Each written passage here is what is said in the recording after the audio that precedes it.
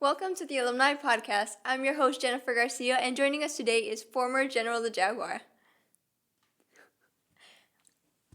also known as Lori Day. I've actually been wearing this for 3 years. Okay, perfect. Okay. Yeah, I'll keep her down there. That's actually great. Okay. So, how have you been? I've been really good. So I graduated fall 2022, so it's been a hot minute. When I graduated from Temusa, I still didn't really know what I wanted to do, but I knew that I wanted to work in the disability community because of a volunteer experience I had here on campus. So I started working in 2 different things that were completely different. I was in the education field, so I was working as a special education instructional assistant in a behavioral classroom, and then I was also working on former Mayor Ron Nierenberg's last campaign. So like Monday through Friday, I was a teacher, and then like the weekends, I was phone banking and going to like block walking and going to different community events. And towards the end of that experience, I realized how much I loved my students and I loved being in education, but I really loved working in the nonprofit side of it all. So then I started working at a nonprofit that I actually volunteered and interned at when I was a student. And it's an organization that works to provide resources for people with disabilities. And I was their program coordinator, and then I was promoted to their program director. So my job was kind of working with the city of San Antonio on how to make policies a little bit more inclusive for people with disabilities. And I was helping manage this grant from the Texas Council of Developmental Disabilities. And I loved my job. I loved it so much. I loved my coworkers. I loved the community that I got to serve. And I learned a lot about myself during that time. I ended up deciding I wanted to go to grad school. So I am currently at UTSA in my last semester of my master's in public administration. And I also did a leadership development program with the San Antonio Hispanic Chamber. And that kind of just really opened my eyes to what I wanted the rest of my future to kind of look like. So at the beginning of this year, I realized that I wanted to change, but I didn't know what that was going to look like. So then I had quite a few people send me a job description, and they were like, hey, we think you would be perfect for this. And I looked at it and I was like, oh, I was like, I would in fact like that. That actually is perfect for me. Yes, because a lot of my friends joked that this it was almost like this job was like made for me, even though like it 100% existed before me. But it was to come back to Temusa and to serve as the first assistant director of civic engagement. And I was like completely freaking out because I love volunteering. I love everything that has to do with voter education. And we have something on campus called the General Store, which is our emergency food pantry. And as someone who used it a lot as a student, I was like, this is incredible. I would love to be able to do this job. So I interviewed, I gave a few presentations, and somehow they hired me. And I love it. So that's kind of what I've been doing. I'm 6 months in now into this role. We just did our first Pause Up for the fall. And we had a volunteer fair. So very, very happy just because anyone who knows me knows how much I love this campus because it did so much for me. So the idea of being back here and being able to support students and give back in the same way that this institution gave to me, I'm over the moon. Wow, that's nice to hear. I think we're gonna dig into all of that. Okay. Yeah, there's a lot here. But we're gonna go back to you being general. It was about her. Yeah, Yep. It's about her. Right. So you were General the Jaguar, which is Temusa's mascot, right? So what was that like? Yeah, so complete transparency. It was an accident, complete accident. So I clearly remember sitting in my room when I used to live at Esperanza Hall as a freshman, and when I was looking to apply to jobs on campus, the mascot was listed on there, and I looked at the requirements, and I was like, oh, absolutely not. Like, I am not qualified to do this. I was like, I can't dance, I barely can jump rope, and I am not the height, because I think it was like 6 feet or something, and I was like, absolutely not. But I started working in the Office of Student Life, and everyone knew that I had like a dream to be into the suit just once. I just wanted to try it. And it was right after COVID, and the individuals who used to be General the Jaguar, they had moved on and they were no longer doing it, so they didn't have a mascot. So our Alage, the director of rec sports, he was like, hey, like, can you do me a favor? Like, would really appreciate it if you can be in the suit just for like a few minutes, because it was for one of the online orientations. And I was like, you know what? Bucket list, of course. And then I did that once, and then they never stopped asking. So then it's like 2.5 years of me just getting to be the mascot. And it was a great experience. I got to go to so many different community events and meet so many different people. I got to do the fiesta parades. So like there was at one point, Courtney, who's the spirit coordinator, can tell you that they had to ban Gasolina from being played because I would just dance too hard for it. But I got to do a lot of different parades for Fiesta. I got to do, I don't know if you remember the Monopoly, the Texas A&M San Antonio Monopoly. They filmed a commercial for it, and I got to be in it. So I got to go to the top of the commercial. I got to meet Mr. Moneybags himself. I got to like meet the former mayor a few times. But it was so weird. Because, like, no one ever thought it was me, because if you know me, like, at the time when I was a student, I was very awkward and I kept to myself. So when people would find out, like, oh, it's Lori in there, absolutely not.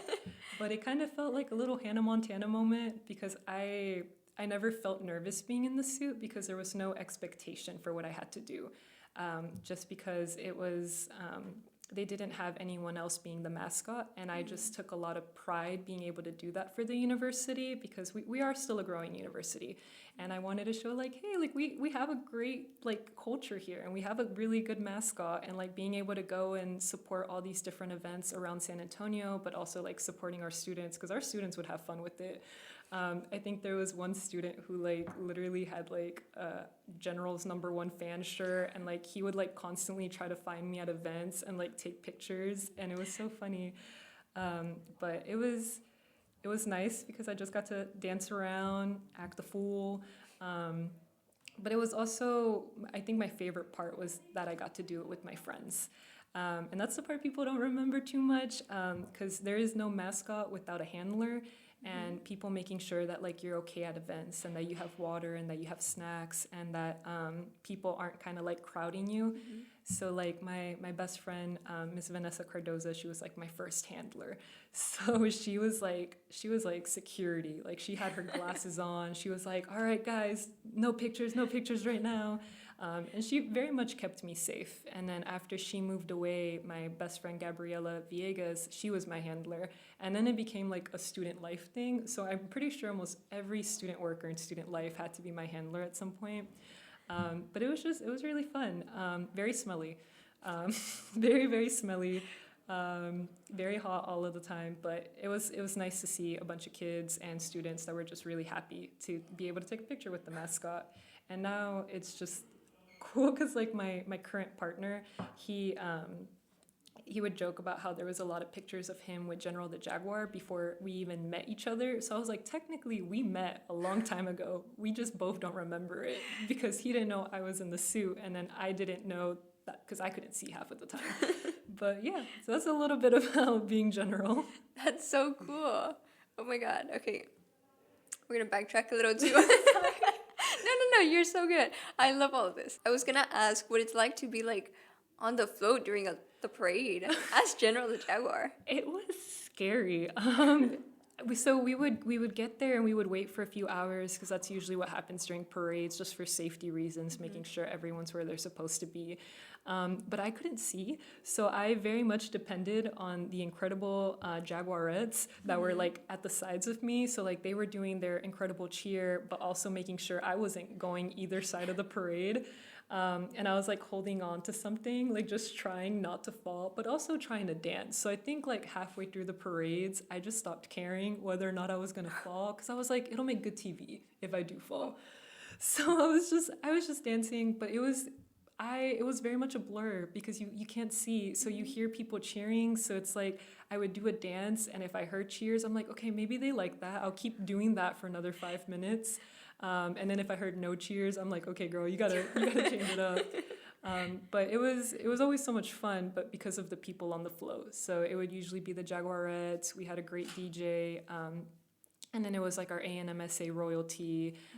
So it was always a lot of fun. Definitely, as someone who's not from San Antonio, I'm from Houston, that was definitely being thrown into the fiesta culture, and I loved it because I don't think I'll ever get that experience again to be on a float. So I was like, yay. That's really cool, dude.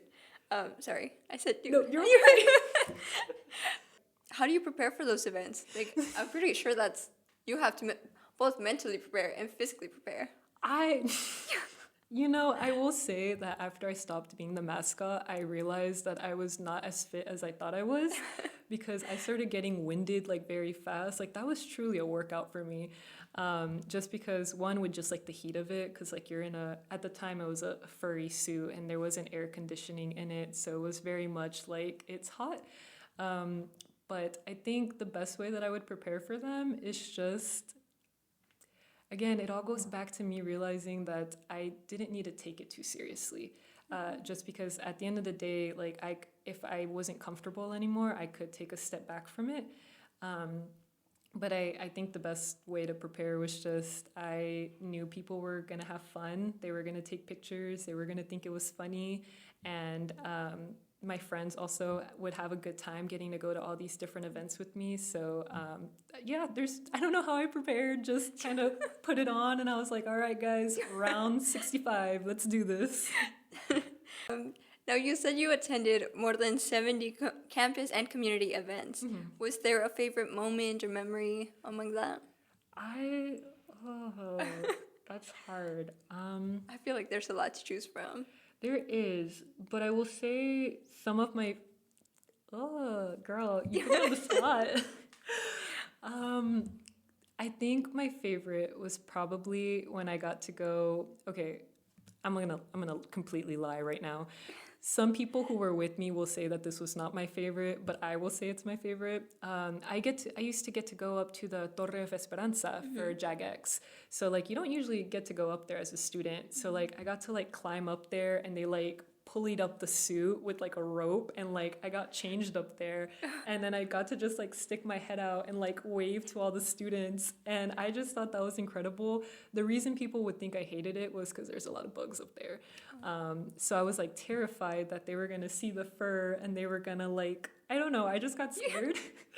But I thought that was so cool because like that was the first thing I noticed when I came to campus for orientation was that beautiful tower, and I was like, oh, that's so cool. I wonder if anyone gets to go in there. And then like literally 2-3 years later, I got to go up there, and then as a mascot, which was crazy.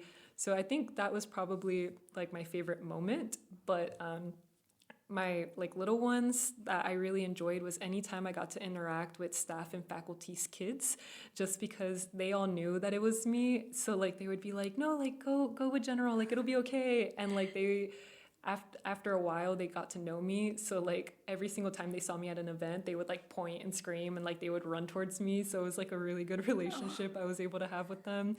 So yeah. That's really cute. That's a nice memory. Also, I didn't know that's how they got General up there. Secret. I always wondered though. I was like, how you know? Yep. Ladder, and it's scary. I'm sure. Let's talk about your student life. Yeah. You know, what was your journey like as a student? Yeah. So I'm not originally from San Antonio. I'm from Houston, like I said, and Texas A&M San Antonio was not my first choice of schools that I wanted to go to. I was planning to go to another institution, but some family stuff happened very last minute, so I had to withdraw and decided to come here, very last minute. Like, I signed up for the very last orientation, like July 31st. Move-in was like a week and a half later, and I was very fortunate that they had a space for me and that financial aid worked out and I got most of my tuition covered. So right off the bat, when I stepped on campus for the first time, I was like, oh, this feels different. Like, this is something I did not feel at any other school that I toured. And I was like, okay, this means something. Like, either this is going to be the best experience of my life or the worst, but something's going to come out of this. And right when I started working at an office, student life. And, I did not know what student life entailed working there. So as a very introverted person, I was very shocked because you have to work a lot with like student orgs and staff and faculty. And because of where student life is in the CAD building on the first floor, it's basically kind of like a welcome center at times. So like it was talking like every single day. And it very much pushed me to be very comfortable with being uncomfortable. And it challenged me in ways that I will forever be grateful for, because I don't think I would have grown during my time at Temusa had it not been for that office. I had incredible supervisors like Hoyt Garner and Kelsey Kroll. Kelsey, who I love so much because I started off as a bio major and realized very soon that that wasn't the path that I wanted to go down anymore. And Kelsey, who was my supervisor at the time, was like the first person to tell me like, hey, it's okay to change your mind. Like, you don't have to do something you thought you had to at 15, and she provided me a lot of like resources and like really supported me in being able to explore what I wanted to do that wasn't an idea that I had set in my head since I was little. So I had that experience of just having a really good support system in that office. I had incredible coworkers that also pushed me to go to a lot of different events, and that's how I got so involved with student orgs, and I got to play a part in planning events on campus, which I did not think I was going to get to do, especially kind of looking at my first semester of college compared to like my last one, where like I was on stage with my best friend and we were emceeing an event, and I was like, girl, you got me in front of a stage, like what do you mean? So that was part of my experience. It's just working in that office, got to help plan some of our big events like Fall Fest, or at the time Fall Fest, and Lights of Esperanza and Festival of Cascarones, like all these like traditions on campus. I also volunteered a lot while I was here, and I think that's kind of the big thing that really changed my, not to be dramatic, but my life. Because not being from here, I really wanted to learn more about the community. So I started volunteering because I was like, what better way to get to know San Antonio than just going out and about and learning about the people that live here. And I started volunteering for this organization called House of Neighborly Service, which is based off of the West Side. And every single Friday, I would be there to help deliver meals to seniors. And that was my whole 2.5 years. Like, I built my whole class schedule and my work schedule around it. Like, everyone knew Fridays I was at House of Neighborly Service. And I loved it so much because I got to, at first it was mainly just me giving them their meals. And I was like, okay, aquí está tu comida, que tenga buen día. And I would leave. But then soon, weeks later, it would be them telling me about their kids and their grandparents and their children and just what they're going through and their experiences, and they would look forward to talking to me about it. And then they started asking me about my life, and they're like, how's school going, mija? ¿Qué estás haciendo ahora? ¿Cuándo vas a terminar? And I was like, ah. So I really got to form a relationship with these people, and I loved it so much. And that played a really big role in me realizing that I loved the nonprofit space, and that kind of reflected what I was doing on campus, because then on campus, I just started volunteering everywhere. Anywhere that I could, you would probably see me there, because I just loved it so much. But yeah, that was a big part of my undergrad experience, was working in student life and then getting to volunteer. I got to study abroad, which was an insane experience. I got to go to London, all thanks to the incredible English department we have here that kind of told me about the opportunity, and I took advantage of it, and I got to leave the country for the first time ever, and I was there for an entire summer, and I learned so much about medieval literature, which was insane experience to have right before I walked the stage. But yeah, a little bit of everything. But again, it was all because I had really good people in my life that would keep pushing me and sharing opportunities that were about around campus. Did I think I was going to be that involved my first day? Absolutely not. But very, very happy that that's how it worked out. Yeah, I'm glad to hear that. I think most people don't expect to be as involved as they actually end up being. You go in the first day and you're like, I'm here, I'm going to do what I need to do. Yeah. And, maybe I'll I'll be a little involved. That And was then it's the like, exact mindset I had. I know, me too. I Look came at you know, Miss A&M.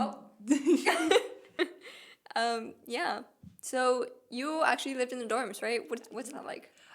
So I unfortunately only got to live in the dorms for about residence hall. Sorry, someone will get at me for calling them the dorms, the residence halls. But I only got to live there for about 6 months, unfortunately, because then COVID happened, and we were sent back home. And but I loved it because you don't realize how much like you have more opportunities to get to engage with people because you're like seeing them in the hallways every day. So like I had my roommates and then I had my suite mates, and then like Esperanza Hall did a really good job at having like programming throughout the year. So like different chances to like go to like the lounges and like meet new people. So I really liked it. It made it very easy to like wake up and just go straight to class. You definitely miss it when you no longer live on campus and you're waking up 5 minutes before class and you're like, oh wait, no, I'm actually going to be late now. But no, it was a good experience. Yes, that seems very convenient. No, for sure. Back to how you studied abroad in London. What is that like? Like, I didn't even know that was a thing, to be honest. Yeah, no, that's okay. Neither did I.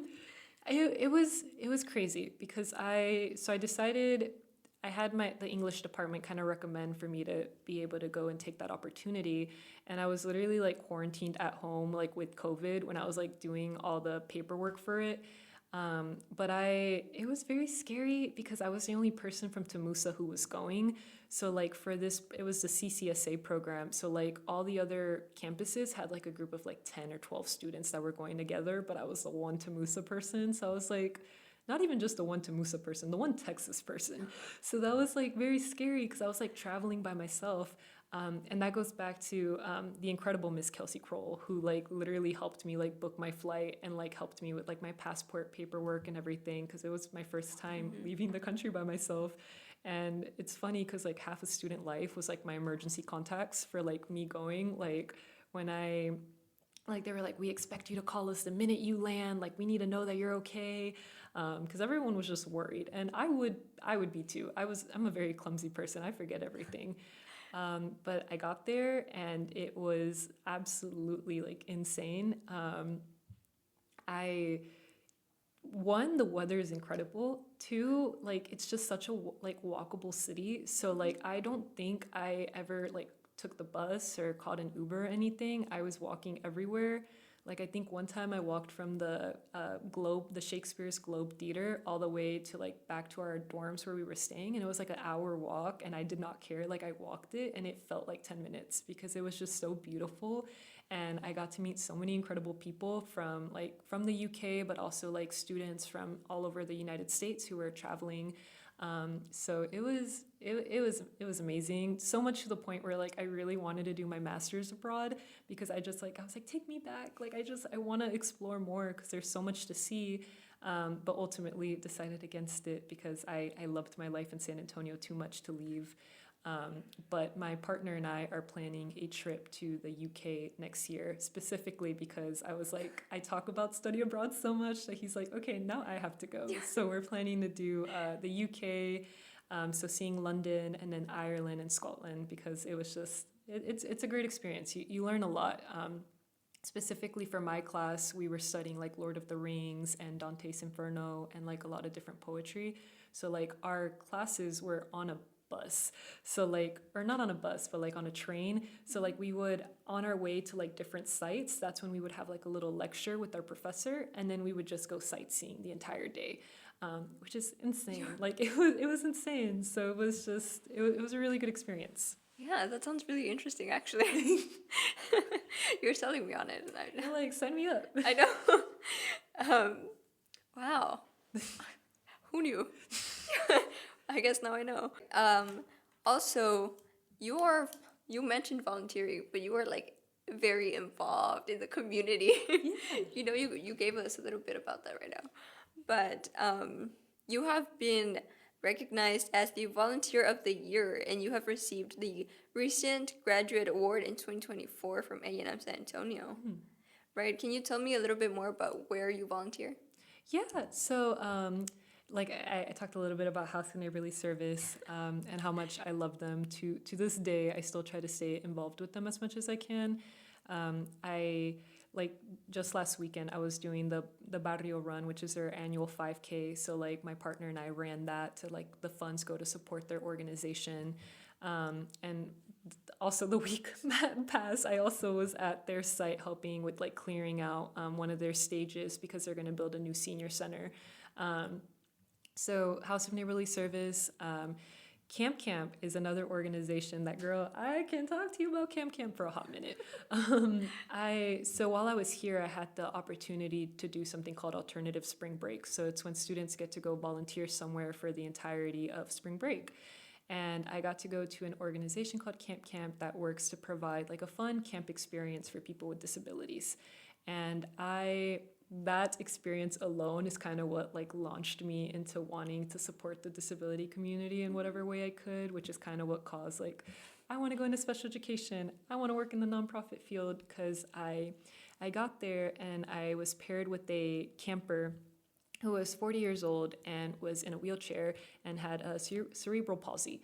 And during the whole week that we were there was never once that I felt like we weren't going to be able to do something, because that is just how accessible the camp was. Like we were kayaking, we were rock climbing, we were like, they have this huge swing where you're just like kind of going up and down. They had like a pool, they had horseback riding, like they had so much. And like we were able to do all of it because it was fully inclusive. And just from like getting to get to know him and learn more about him and like all of the other campers, I'm like, we should have something like this like everywhere, like just places where it is truly inclusive, where regardless of ability, people are able to be there. So that kind of, from getting to know him and like meeting like all these different family members who were kind of talking to me about some of the barriers that they have faced like in San Antonio when it comes to having access to things, I was like, oh, no, there needs to be a change here. So that kind of launched me into wanting to work more with the disability community. So then I started volunteering at Morgan's Wonderland, where I also served as their mascot because of being General the Jaguar. I had a friend who was like, hey, you should be the mascot over here. They need one. And I was like, okay. So I got to dress up as a butterfly over there. But Morgan's Wonderland and the Down Syndrome Association and Kinetic Kids and Special Reach, so all these incredible orgs that do so much good work. So started volunteering with them a lot. House of Neighborly Service. I started working with CASA, which is an organization that it's like an advocate for foster youth. So I started working with them a little bit. So I was kind of all over the place, but I loved it so much. Like it got to the point where it was like part of my week, in the sense of like my schedule. Like I didn't need a volunteer, but like I wanted to. So it was like, even my bosses at the time, they knew like, all right, this is Lori's work schedule, this is her class schedule, this is her volunteering schedule, because she is going to make time to do it. And even now, like, you do not understand how happy I am that my job revolves around volunteering, because now I have so much fun getting to, one, like, connect our students to different ways for them to get involved in their community, because there's so much good that comes from volunteering. Speaking from my own experience, like, volunteering kind of helped me realize what I was passionate about. I started school not really knowing what I wanted to do. And I got to figure out what I liked and what I didn't like. And I owe that to being able to volunteer. There's so many skills that you can learn, so many people you get to meet. The job I had previously to this, I had because I was volunteering with them previously. So it's like there was just so much. And I always say, like, yes, when you're volunteering, you're giving back to the community, but you don't realize how much you're gaining from those experiences and meeting these incredible people. So being able to be on this campus specifically, a campus I love so much, and helping kind of students navigate what that can look like, girl, love it. That's great. I'm really starting to see how this all ties together in your new position. Well, yes. Love that for you. Thanks. Yeah. I also relate to the community thing. I had a little internship. Well, it's not little. It was great. I had an internship over the summer, and it was with the Gonzaba Foundation. Nice. Yeah. So I got to volunteer a lot, and one of my favorite things I got to do was play loteria with the seniors. And it was amazing. You know, they get a little competitive. Oh, But they do. yeah. They do. That was another thing with House of Neighborly Service. I tell people all the time, the cheesemate you get, they're so funny about it too. And I'm just like, love. That's a podcast on its own. Period. You also completed the Alexander Briceño Leadership Development Program through the San Antonio Hispanic Chamber of Commerce. Could you tell me a little bit about the program and that foundation? Yeah, so the Alexander Briceño program, it is a leadership program that is based off of a former city manager, Alexander Briceño's philosophy, so Gerencia con Corazón. So throughout the program, you are learning his values and how that can look like in the workplace and how you want to show up for people. So during that time, it was kind of like you're learning these principles, but at the same time, you are being put into different groups based off of a cause you want to support. So I was like in the civic engagement one. So we were trying to develop a project that could help support the city of San Antonio. But throughout that entire experience, one, I learned that I, kind of like I said earlier, very much needed to get comfortable with being uncomfortable. But two, the fact that I did not have that much confidence in myself. Like I really wasn't believing in myself and the potential that was there. And I learned a lot about how important it is to create accessible environments in the sense of like when people, making sure we're creating pathways for others to be able to get to your position. So like that's something I try to express a lot with like my student workers, where it's like, okay, like yes, you are a student worker, but like what do you want to do after graduation? Like what type of skills can we help build for you? Or like what type of experience do you want to get on your resume? Like do you want to lead your own projects? Like who can we connect you with? Because I think it's very important to be able to create a space where like someone is also able to follow your path and not like shutting the door behind you. And that's something that they really teach you in the Alexander Briceño program. It's like, how are you creating access for the people around you? How are you leading with compassion? How are you using judgment and integrity and things like that well?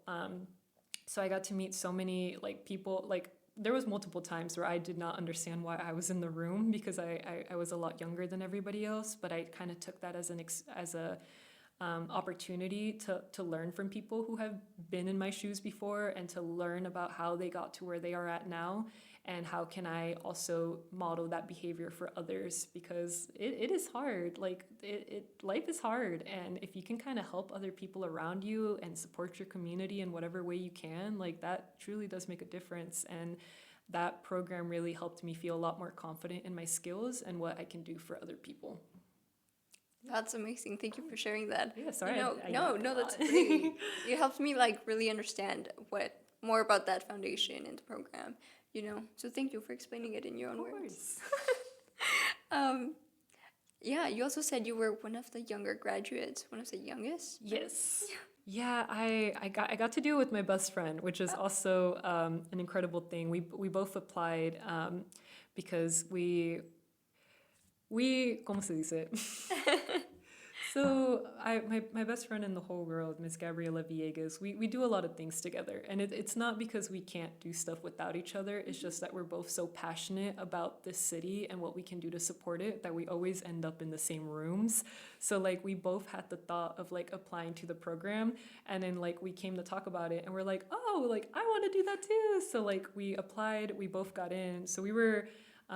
she was 24 when she went through it and I was 23. So that was also a really scary experience for both of us, because like sometimes we felt like we wanted to make sure that just because we were younger, it didn't mean that we didn't have something to say. So kind of finding our footing there. But no, everyone was very supportive and we got through it. We graduated. We're actually on the steer co for this year's cohort. So we're basically kind of helping lead the class and the cohort in what we were doing last year. So that's been an interesting experience. We actually just finished our class day because we did class day 4 and we hosted it here at Texas A&M San Antonio, of course, because Gabby and I will find any reason to bring recognition to this incredible school. So we spent the whole day kind of showcasing everything that this campus has to offer. So we had General the Jaguar there, we had the Jaguarettes, we had Scout and Officer Tucker. We had President Ochoa give a welcoming remarks, and we just tailored the whole day around like really understanding why this school is so important, especially on the south side of San Antonio, and how much access we're really creating for our students. So again, anytime I get to talk about Temusa, I will. Perfect. That's so interesting. Okay. Do you have any advice for general students right now, or maybe like students who might want to wear the general costume? You know? For the general costume, I don't know yet, just because I also accidentally ended up in it. But for general students, I think two very important pieces of advice I would give is, one, to really take risk. You're never gonna grow if you don't take chances. Even if they're scary, you have to do it. Because you always learn so much from them. Either like, I'm never going to do that ever again, or you learn what you can do better the next time, or you learn that is something you like to do. Like you're always learning every time you do something you're scared to do. That is literally how I have ended up in every single position I am in. From even the job that I currently have now, I was terrified to apply, but I was like, I care so much about this specific role that I'm going to throw my hat in, and if it doesn't work out, it doesn't work out. Study abroad, being the mascot, like everything that I've done has always scared me, but I've always done it because I'm like, at the end of the day, like I'm gonna regret not doing it, so I might as well try, even if I fail, I'm gonna try.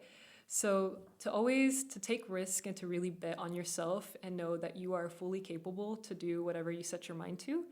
And the second thing is you can't always do it alone, and that it's very important to have a really good support system around you that is going to be honest with you, but is also going to nurture you when life gets a little tough. I can say it time and time again until my face is blue. I am a product of everyone that was around me over the last few years. I would not be who I am today if it was not the entire Office of Student Life, if it was not the May Center, because they provided so much help with like resumes and interviews and volunteering and internships, if it wasn't for all of my staff and faculty.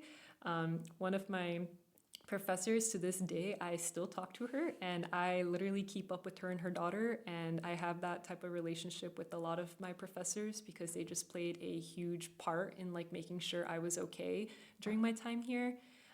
Even to like now that I've graduated, like my friends and my family, like that is who I have. So it's like it really helps to have people in your corner to help kind of guide you. So being very intentional about making sure that as you are trying to give back to the community, that you also have a community with you, because it makes life a lot brighter, and it makes it feel a lot better. So having really good people around you and take risk. Those are the main things that I would say.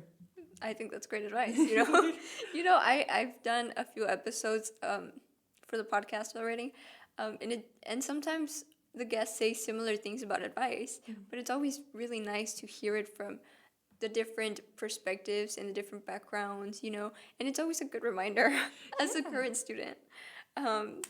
But to wrap up, do you have any shout outs you'd like to give?